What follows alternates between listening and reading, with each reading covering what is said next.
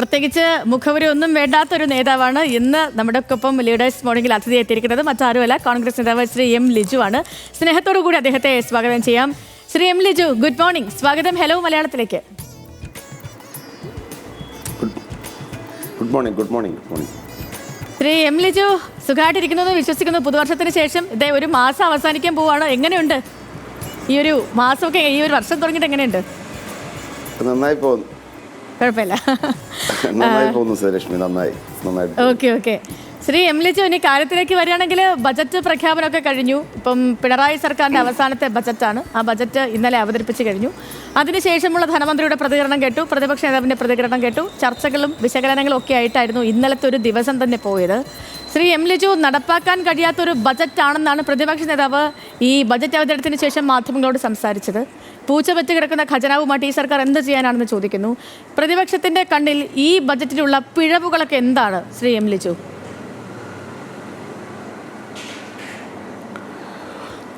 ഒന്ന്,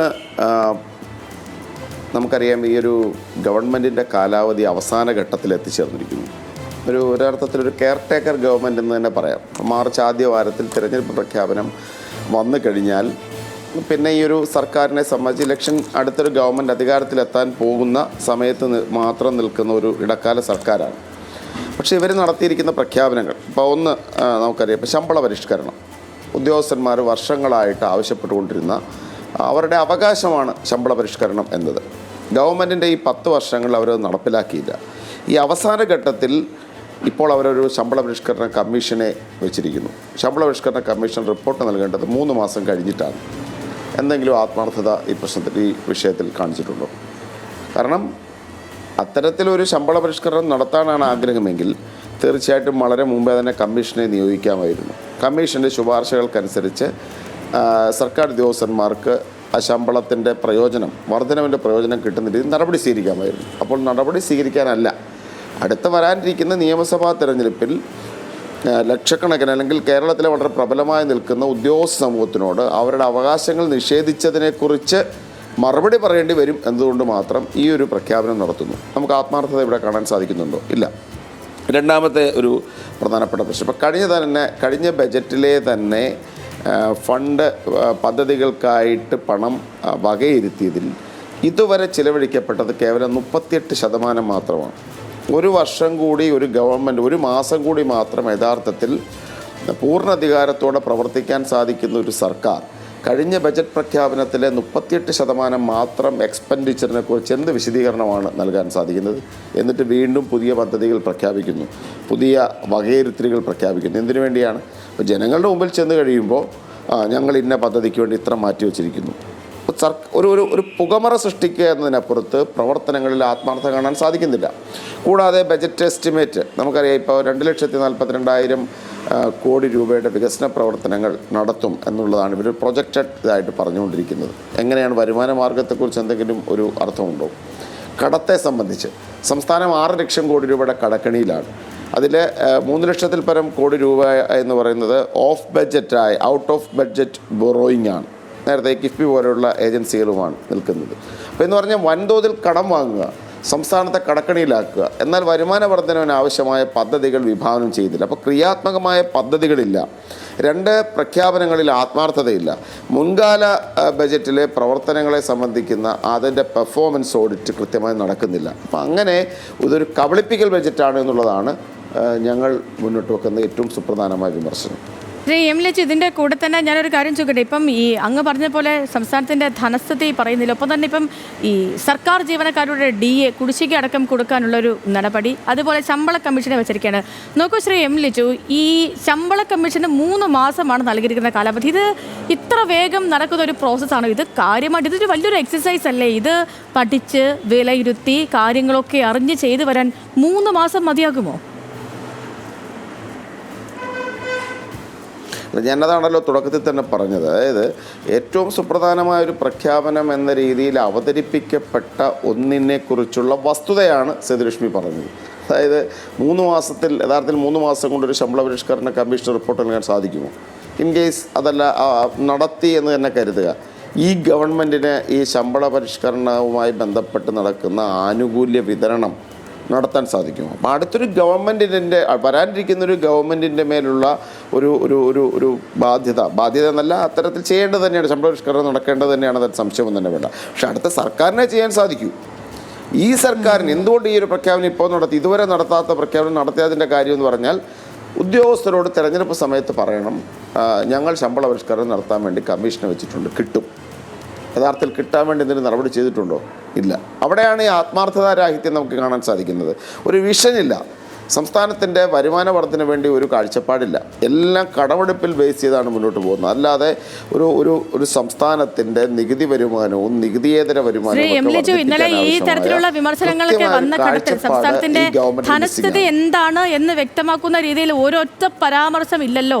ഈ നിലവിലെ ഫണ്ട് വിനിയോഗമൊക്കെ എങ്ങനെയാണ്? ഈ വെറുതെ പദ്ധതികൾ പ്രഖ്യാപിച്ച് പോയാൽ മതിയോ? ഇതെന്താണ് ഇവിടുത്തെ ധനസ്ഥിതി എന്നുള്ള കാര്യം അറിയണ്ടേ?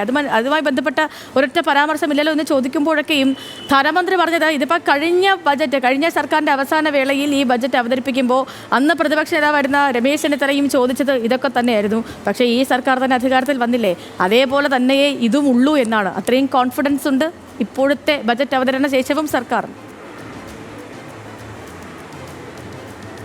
അല്ല, അത് ഇപ്പം കഴിഞ്ഞ തവണ LDF ഒരിക്കൽ കൂടി അധികാരത്തിൽ വന്നതിന് സവിശേഷമായ ചില സാഹചര്യങ്ങളുണ്ട്. ഇപ്പോൾ കോവിഡുമായി ബന്ധപ്പെട്ട ഒരു പ്രതിസന്ധി, ആ പ്രതിസന്ധി കാലഘട്ടത്തിൽ അധികാരത്തിലിരുന്നൊരു ഗവൺമെൻറ്റിനെ സംബന്ധിച്ച് എടുക്കാൻ സാധിക്കുന്ന അഡ്വാൻറ്റേജ്, ഇതൊക്കെ തന്നെയാണ് കഴിഞ്ഞ ഗവൺമെൻറ് LDF സർക്കാരിനൊരു തുടർച്ചയുണ്ടാകാനുള്ള കാരണം. എന്നാൽ ഇത്തവണ അത്തരം ഒരു സാഹചര്യമില്ല. മാത്രമല്ല, കഴിഞ്ഞ തവണത്തെ ലോക്കൽ ബോഡി ഇലക്ഷൻ റിസൾട്ടും നമുക്ക് മനസ്സിലാക്കാൻ സാധിക്കും. കഴിഞ്ഞ ഗവൺമെൻറ് അവസാന ഘട്ടത്തിലുണ്ടായ ലോക്കൽ ബോഡി തെരഞ്ഞെടുപ്പിൽ LDFന് വലിയ മുന്നേറ്റം ഉണ്ടാക്കിയൊരു റിസൾട്ടാണ് ഉണ്ടായത്. എന്നാൽ ഇത്തവണത്തെ റിസൾട്ട് നോക്കിയാൽ സമ്പൂർണ്ണമായും നിലം പരിശായിരിക്കുകയാണ്. ഇടതുപക്ഷ മുന്നണി അവരുടെ ശക്തി കേന്ദ്രമായ പാർട്ടി ഗ്രാമങ്ങളിൽ പോലും തകർന്നടിഞ്ഞു. അതാണ് നമ്മുടെ മുമ്പിലുള്ള യാഥാർത്ഥ്യം. 5 പഞ്ചായത്തുകളിൽ, ബ്ലോക്ക് പഞ്ചായത്തുകളിൽ, ജില്ലാ പഞ്ചായത്തുകളിൽ, കോർപ്പറേഷനുകളിൽ, മുനിസിപ്പാലിറ്റികളിൽ സമ്പൂർണ്ണമായൊരു UDF തരംഗമാണ്.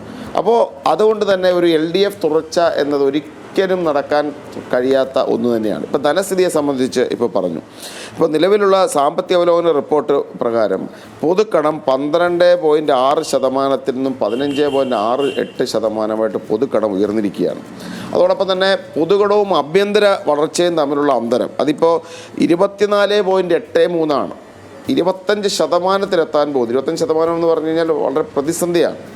അത്തരത്തിൽ നമുക്ക് സർക്കാർ ഒരു കടമെടുപ്പിനെ പോലും ബാധിക്കുന്ന തരത്തിലേക്ക് ബാധിക്കാൻ പോവുകയാണ്. ഇനി 0.17% കൂടി വന്നിരുന്നെങ്കിൽ 25% അതിൻ്റെ റേഷ്യോ എന്ന് പറഞ്ഞാൽ അങ്ങേയറ്റം മോശപ്പെട്ട ഫിനാൻഷ്യൽ മാനേജ്മെൻറ്റാണ് ഈ ഗവൺമെൻറ്റിൻ്റെ മുഖമുദ്ര. കടമെടുക്കുക, ദൂർത്തടിക്കുക. ഞാനൊരു കാര്യം ചോദിച്ചു, എത്രയോ വലിയ ഉത്സവങ്ങൾ നടന്നുകൊണ്ടിരിക്കുകയാണ്. ഗവൺമെൻറ്റിൻ്റെ പേരിൽ എത്ര ഫെസ്റ്റുകൾ, എത്ര കോടി രൂപ ദൂർത്തടിക്കുന്നു.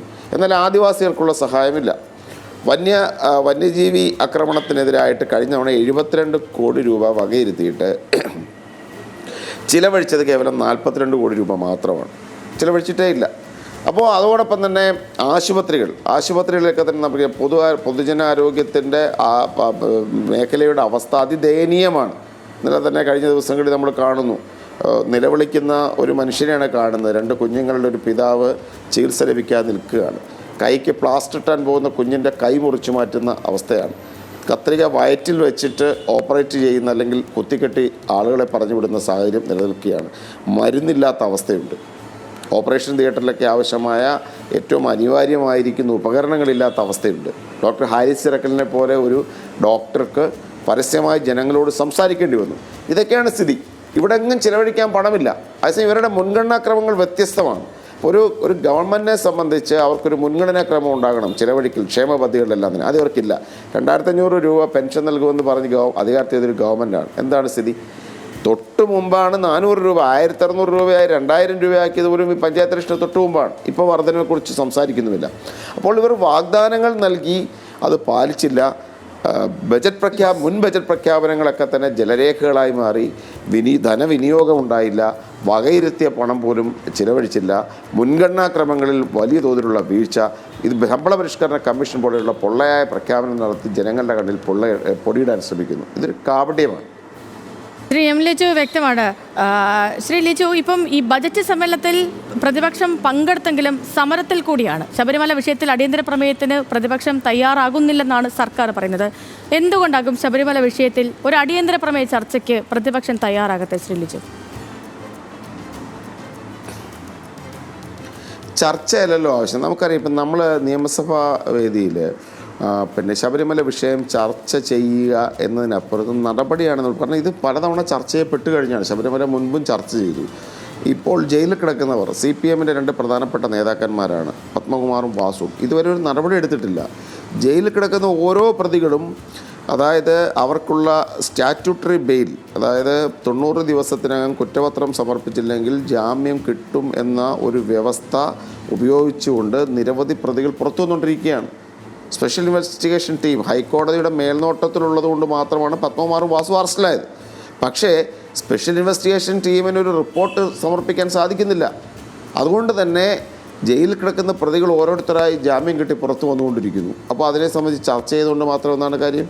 ചർച്ച ചെയ്താൽ ഇവർ ആ വേദിയെ യഥാർത്ഥത്തിൽ നിയമസഭയുടെ ഈ അവസാന ഘട്ടത്തിൽ ഇനിയിപ്പോൾ നിയമസഭാ സമ്മേളനങ്ങളിൽ അവസാന സമ്മേളനം എന്ന് തന്നെ പറയാം, ഈ ഒരു സമ്മേളനത്തിൽ ഉയർത്തപ്പെടേണ്ട നിരവധി പ്രശ്നങ്ങൾ ചർച്ച ചെയ്യപ്പെടാതെ, അല്ലെങ്കിൽ അതിനുള്ള ഒരു ഫ്ലോർ കിട്ടാതെ അത് പ്രതിപക്ഷത്തിനെതിരെ സർക്കാർ ഒരു പ്രചരണ ആയുധമാക്കുന്നില്ലേ ശ്രീ എം ലിജു? അതായത് ഇപ്പൊ ശബരിമല വിഷയത്തിൽ അടക്കം ഞങ്ങൾ സംസാരിക്കാൻ തയ്യാറാണ്, പക്ഷേ പ്രതിപക്ഷമാണ് സംസാരിക്കാൻ തയ്യാറാകാതെ ഇതേപോലെ വ്യാജ പ്രചാരണങ്ങൾ നടത്തുന്നു എന്നാണ് ഈ സർക്കാർ അനുകൂലമായിട്ടുള്ള ആളുകൾ പറയുന്നത്, CPM പറയുന്നത്.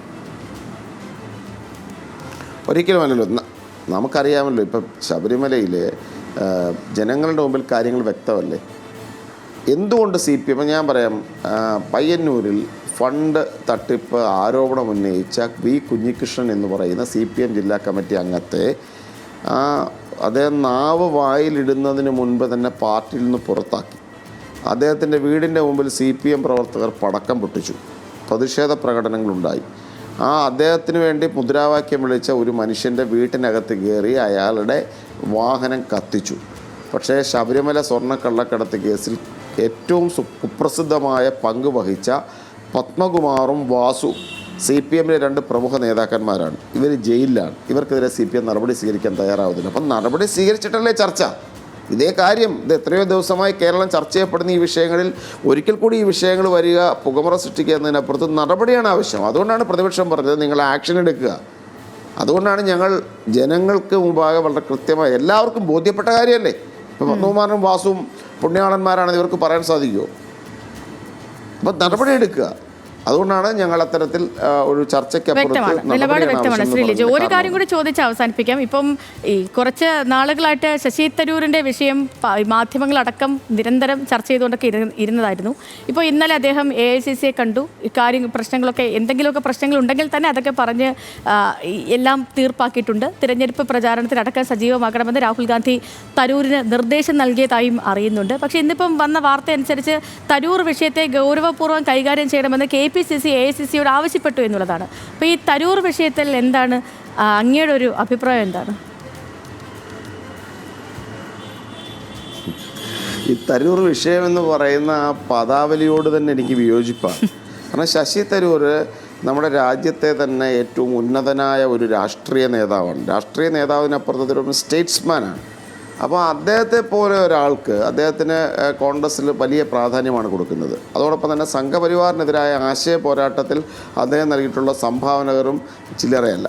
പിന്നെ ഒരു എന്താ പറഞ്ഞത്, ഒരു പൂർണ്ണ രാഷ്ട്രീയക്കാരൻ എന്ന തരത്തിലല്ലാതെ അതിനപ്പുറത്ത് മാനങ്ങളുള്ള, അതിനപ്പുറത്ത് പ്രാധാന്യമുള്ള ഒരു വ്യക്തി എന്ന രീതിയിൽ അദ്ദേഹത്തിനുണ്ടാകുന്ന ചെറിയ അഭിപ്രായം, അല്ലെങ്കിൽ അദ്ദേഹത്തിനുണ്ടാകുന്ന ചെറിയ ബുദ്ധിമുട്ടുകൾക്ക് പോലും വലിയ വാർത്താ പ്രാധാന്യങ്ങൾ ലഭിക്കാറുണ്ട്.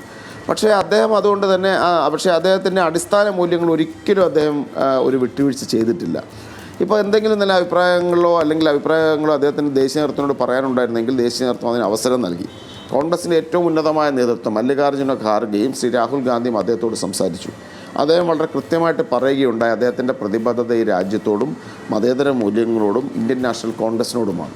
അപ്പോൾ അതുകൊണ്ട് തന്നെ പിന്നെ ഈ KPCC പറഞ്ഞു എന്നൊക്കെ പറഞ്ഞാൽ അത് എനിക്കറിയില്ല അതിനെക്കുറിച്ച്. കാരണം അത് പറയാതെ KPCC അങ്ങനെ പറഞ്ഞെങ്കിൽ അത് ശശി തരൂർ അങ്ങേറ്റം പ്രാധാന്യം അർഹിക്കുന്നു എന്നതിൻ്റെ കൃത്യമായ സൂചനയാണ്. പക്ഷെ അതിനുമപ്പുറത്ത് എനിക്കറിയാം ദേശീയ നേതൃത്വം തന്നെ, പ്രത്യേകിച്ച് അങ്ങനെ KPC പറയേണ്ട കാര്യമുണ്ടെന്ന് എനിക്ക് തോന്നുന്നില്ല, ദേശീയ നേതൃത്വം ശ്രീ ശശി തരൂരിന് വലിയ പ്രാധാന്യമാണ് നൽകുന്നത്. അതുകൊണ്ടാണ് അദ്ദേഹത്തിന് ലോക്സഭയിൽ തന്നെ ഏറ്റവും പ്രധാനപ്പെട്ട വിദേശ സ്റ്റാൻഡിംഗ് കമ്മിറ്റി ഉൾപ്പെടെ അദ്ദേഹത്തിന് നൽകുന്നതിൻ്റെ കാരണം അതാണ്.